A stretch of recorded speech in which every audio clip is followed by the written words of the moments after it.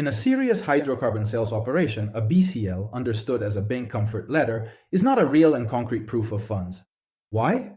Because a BCL normally only transmits a signal of support or confidence from the bank to its client, but it doesn't constitute a legal payment obligation, it doesn't block money, it doesn't freeze funds, and it doesn't guarantee that the capital is free, liquid, and available to close the deal.